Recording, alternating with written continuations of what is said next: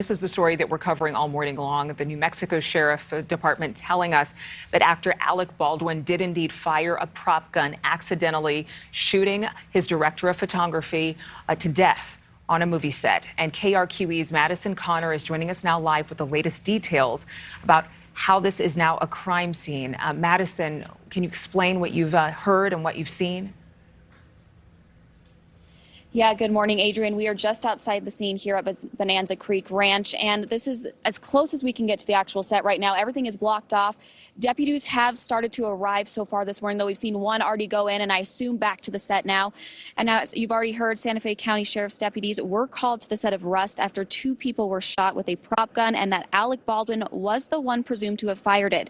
Now, these pictures on screen are from the Santa Fe New Mexican. We are told these photos were taken right after Alec Baldwin was questioned about the shooting. You can see just how distraught Baldwin is for his involvement in this horrific accident.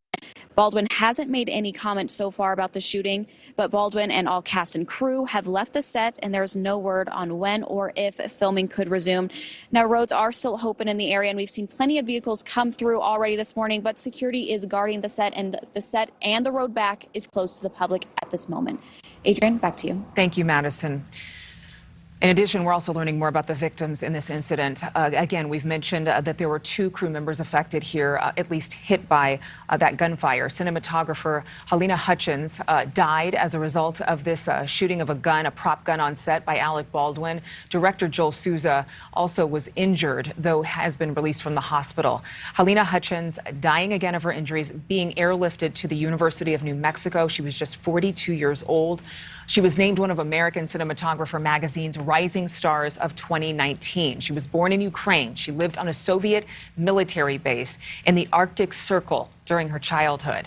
And Hutchins describing it on her website as growing up, quote, surrounded by reindeer and nuclear submarines. She also had worked as an investigative journalist in her career and studied at the American Film Institute. The film's director, Joel Souza, also undergoing treatment for his injuries. He was released, as I mentioned, from the hospital. That is very, very good to know. That's according to one of the film's stars, Francis Fisher. The 48-year-old is from the San Francisco area, where he lives with his wife and 2 children. Joel had previously directed Crown Vic, a 2019 police drama that was also produced by Alec Baldwin. Now, that was his debut as a feature film director, but Joel had also worked as a writer and director on lower budget films before directing Crown Vic. Also, gun safety on a film set is similar to what you would run into in real life, though, I mean, seriously, this is something that film crews would have to pay such close attention to. Several differences and considerations for crews to consider here. We want to bring on our national correspondent, Paul Gerke. He's live in New York with more on this part of the story. Paul.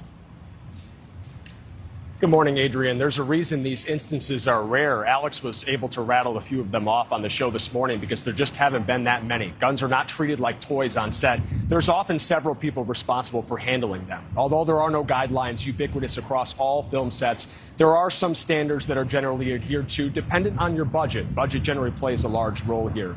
The prop master is one of the people responsible for it, in charge of all props, but that person is often supported by a safety coordinator as well as a stunt coordinator. And depending on the state you're shooting in, you may also need to bring in an armorer whose only role is handling weapons. An armorer is required by New Mexico state law. That person directly communicates with the director of photography to ensure gun safety and should be constantly checking and monitoring that firearm. Very rarely nowadays is live ammunition used in movies. Oftentimes it's done after the fact with visual effects. There's also blanks, which I'm sure you're going to hear about a lot today.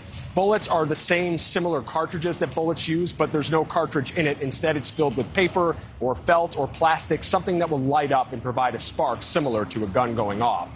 Now, as to who exactly was working on this project, I did some digging this morning, and it led me to the website of Local 480, the New Mexico Union of Professional Film Techs and Prop Masters. On their site, they list Rust as one of their 11 active projects.